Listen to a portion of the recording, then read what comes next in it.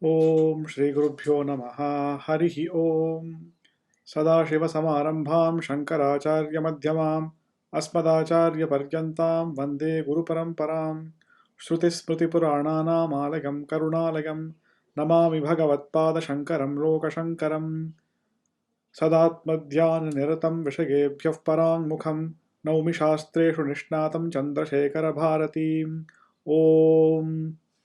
In the last session, we had nearly reached the end of the commentary to the second mantra, and Acharya had talked about what Brahmatmana Samsthitihi meant. And he had said that the Swanubhava that was associated with Vasanakshaya and Manonasha, the attenuation of vasanas or latent tendencies, along with the subjugation or subduing of the mind's natural tendency to constantly go outwards. So these were Vasanakshaya and Manonasha respectively. So the Swanubhava that was accompanied by Vasanakshaya and Manonasha was what was referred to as Brahmatmana Samsthitihi or Kaivalyam or Moksha. And to continue, we will start from where we left off in the last session on page 5, sixth line from the bottom. तेन सालोक्य सामीप्य सारूप्य सायुज्यानां मुख्यमुक्तित्वाभावश्च सूचितो भवति. Thus, by the term mukti or Brahmatmana samsthitihi being mukti, essentially what Acharya is talking about is the abidance in the identity of the self as Brahman. That samsthiti is what is known as mukti or liberation. And with that usage, what is being refuted is mukti being something which is gained or which involves the travel after death to a particular destination such as Vaikuntham or Kailasam, etc. Other schools of Sanatana Dharma, the Advaita school or the Vishishtadvaita school or any other schools apart from Advaita Vedanta, talk about moksha being a travel to a particular place after death. And there are different gradations or levels of moksha according to those schools, such as Salokyam, that is, after death going to the same loka as the Ishtadevata is Salokyam. Samipyam being close to the Ishtadevata, that is one kind of mukti. Sarupyam means one has the same form as the Ishtadevata. And Sayujyam means essentially becoming one with the Ishtadevata, such as a part and a whole relationship. Merging with the Ishtadevata is what is known as Sayujyam.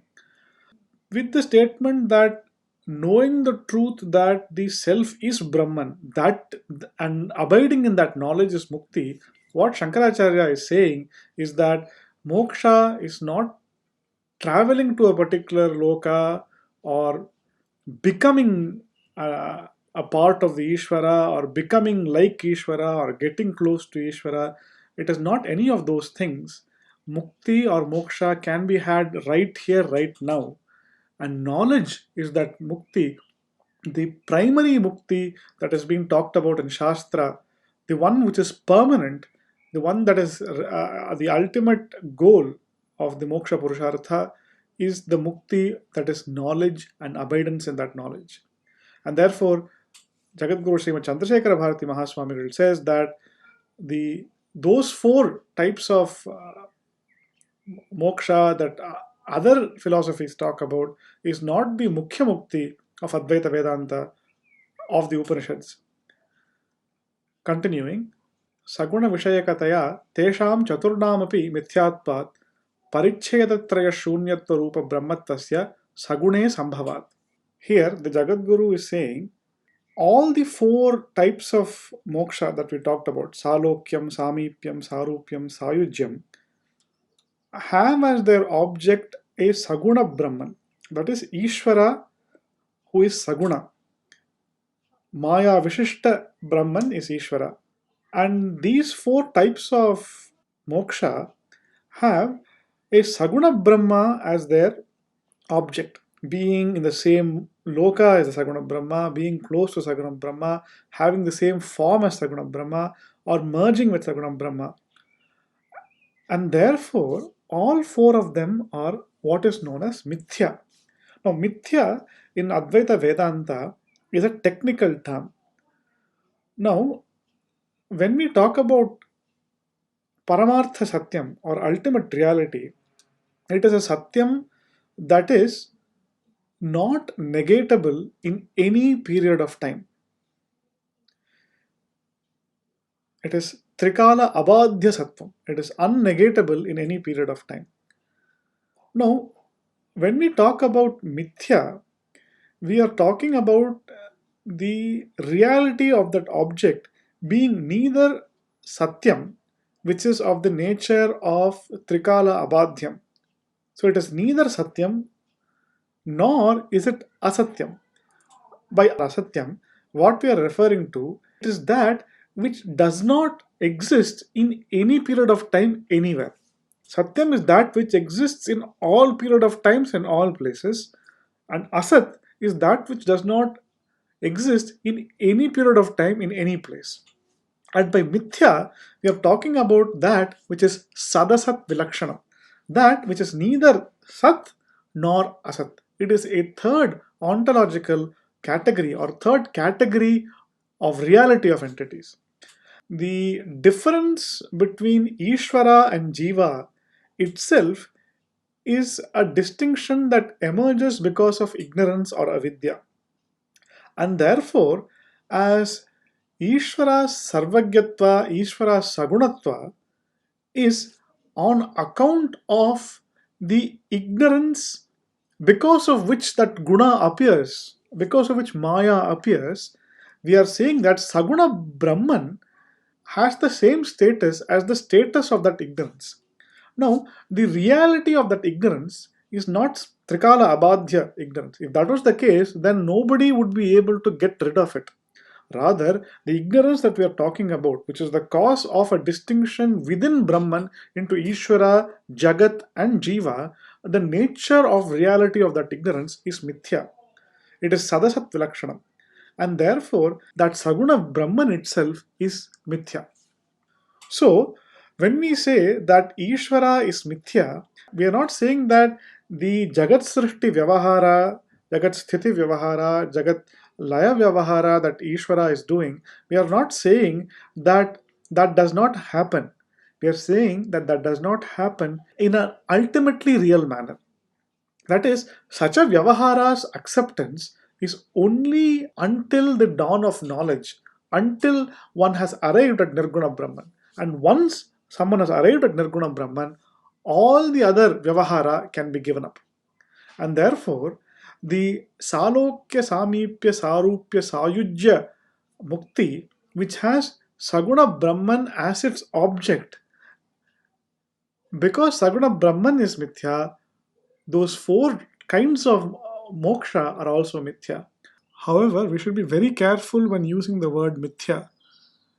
The mithyatva of something does not mean that vyavahara is not being accepted. Vyavahara happens. We are saying that it is unreal to the extent that it does not have trikala abadhyatvam. However, that in itself does not preclude or prevent the possibility of Vyavahara. It is a particular kind of unreality wherein Vyavahara appears to happen.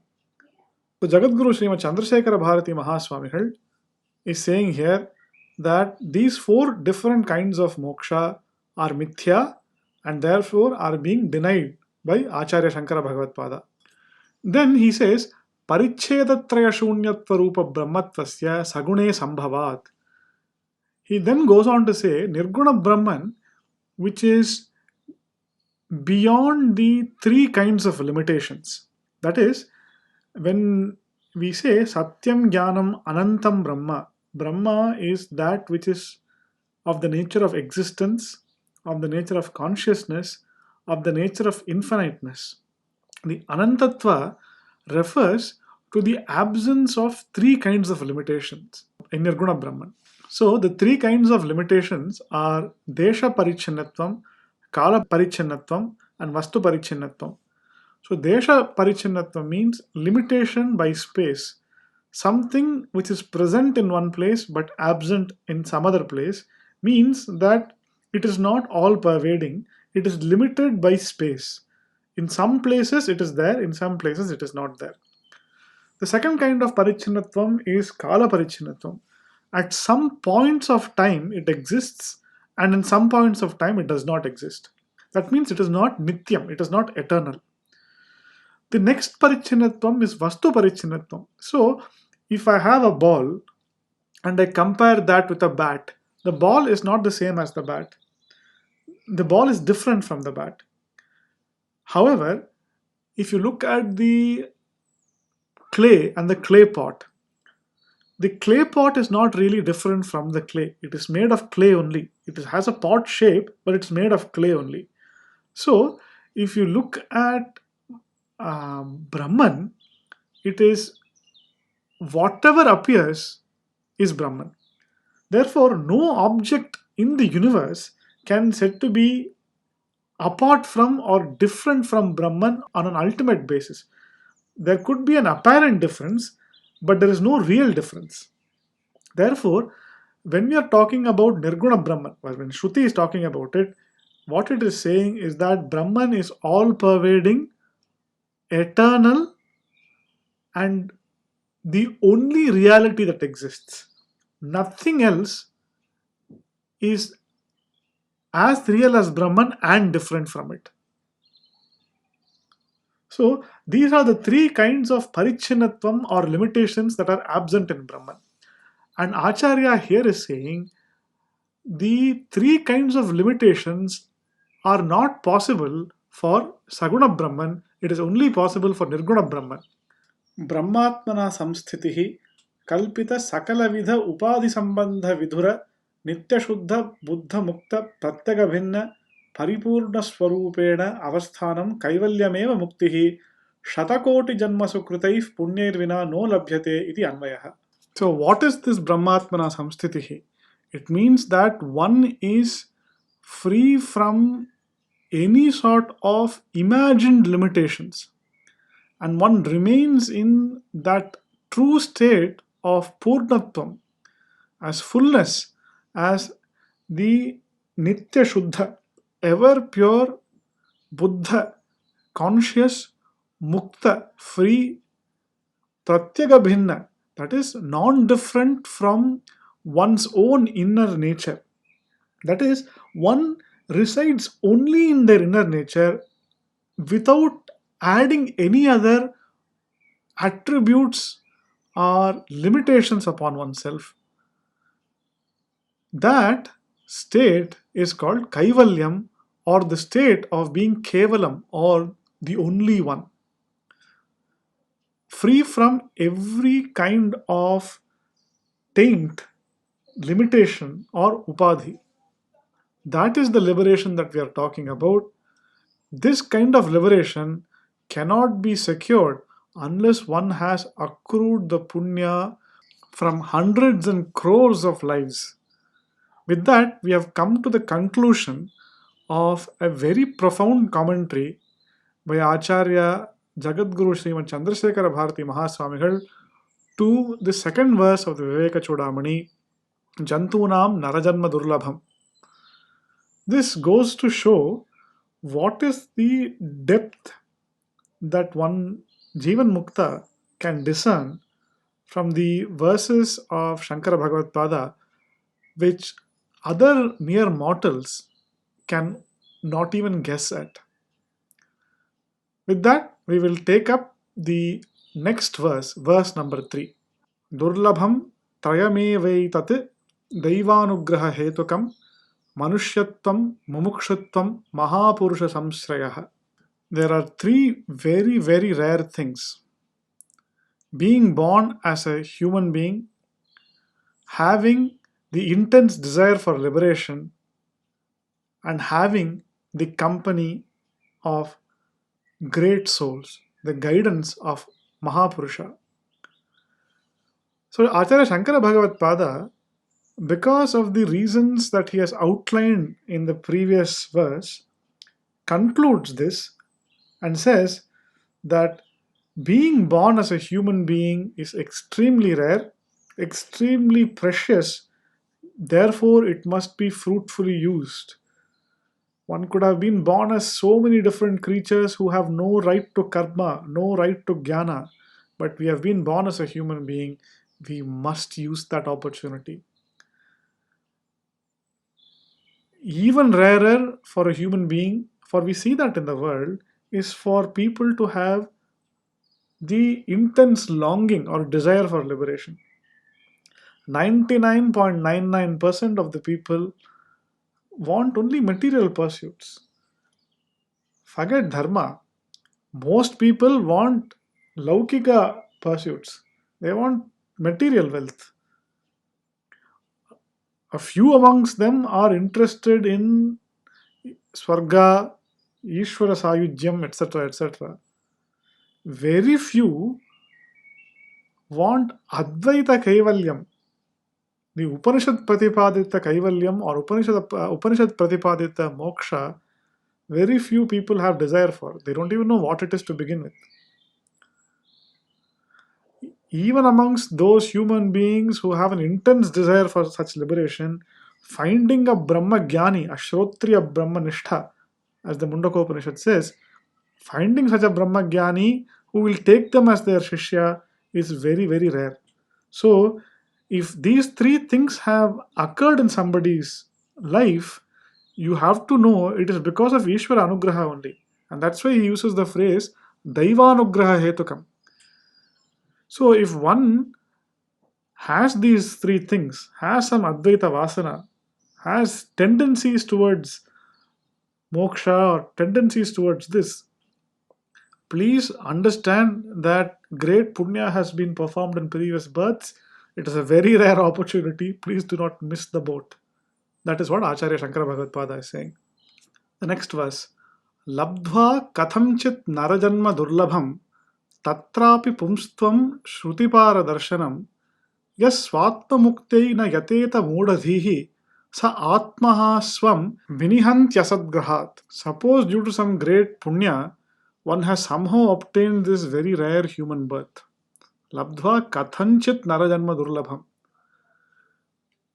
Even then, if somehow one has been born as a male, having the right to study the scriptures, let us say he also has the right knowledge of the import of Shruti. Suppose somebody has these three very, very rare things, has crossed these three hurdles. If such a person does not strive actively to liberate oneself, he is definitely a mudadhihi. He is a fool, Acharya says.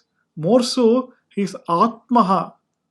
He is doing atmahatya. He is killing himself.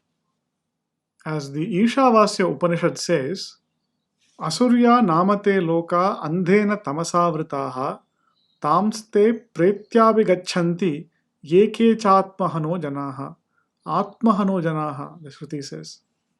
That is, these karmis, upasakas who are essentially on the Vedic path but are focused on rituals and are completely ignoring Atma Jnana, do not strive to attain liberation, they are as good as people who are committing suicide, ignoring their self, failing to recognize their true nature is as good as destroying it.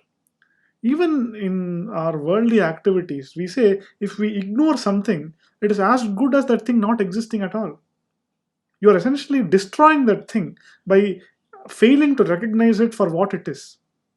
And therefore, Acharya Shankara Bhagavad Pada is using very strong words of condemnation against those people who do not strive to attain liberation when they are possessed of all the qualifications for doing so.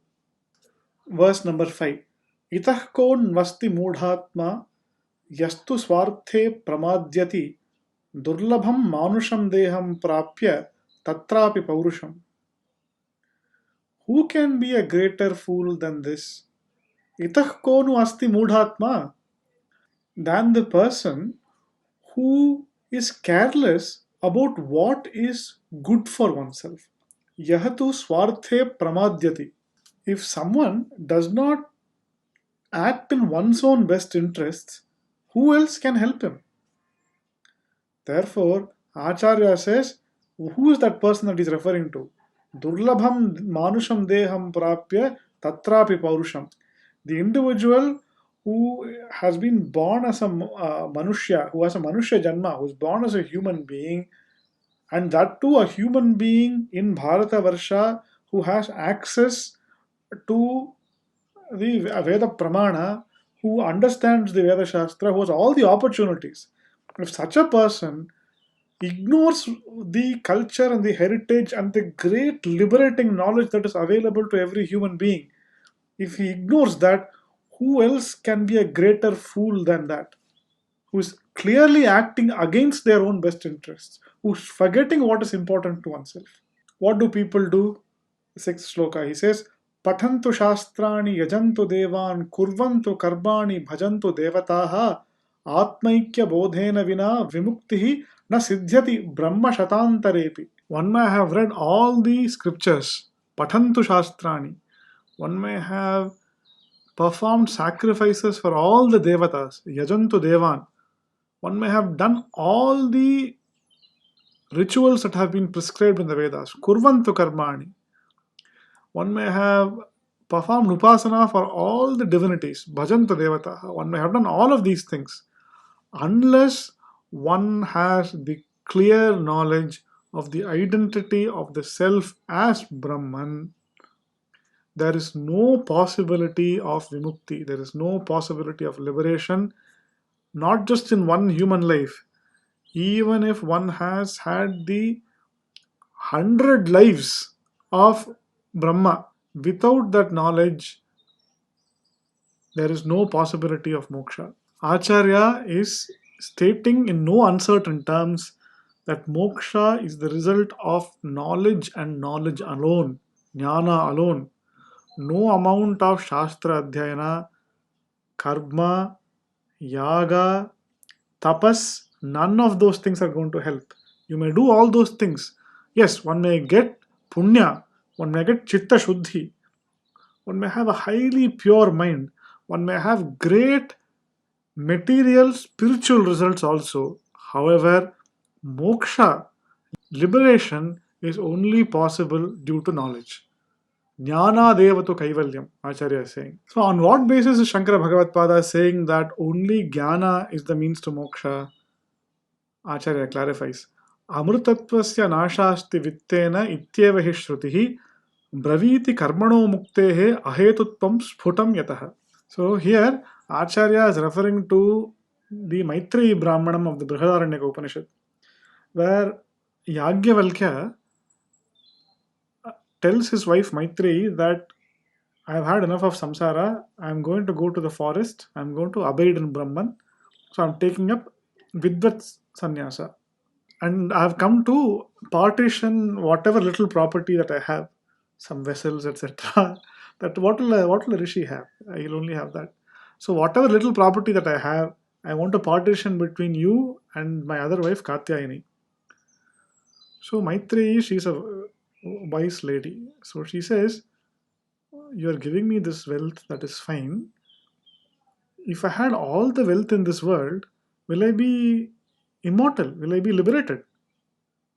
To which Yagyavalkya categorically says, there is no hope for liberation or immortality through wealth. Amrutatvasya na asha asti vittena.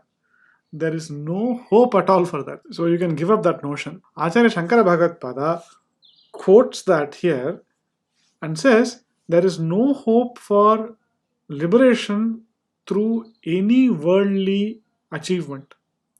So, whatever one does with Shastra, sacrifices, karma, meditation, wealth, there is no direct achievement of liberation through that. If you, as long as you hold on to these things, there is no hope for immortality. Therefore, Acharya is quoting that Shruti here as the pramana for his statement that karma cannot be the cause of liberation. So, thus far, what we have seen is Acharya Shankara Bhagavad Pada in the shlokas from 3 to 7. In these 5 shlokas or verses, he has established that having the conditions necessary or conducive to moksha are very, very important. One must utilize them. But one must not simply think that those conditions themselves are the be all and end all. One must move forward from that into jnana. And if you fail to do that, you are no better than a person who is harming one's own interests.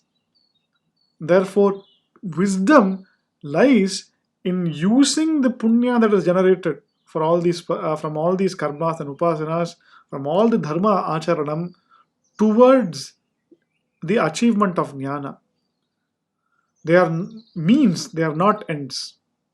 And therefore, one must use the means as the means and move forward towards the end.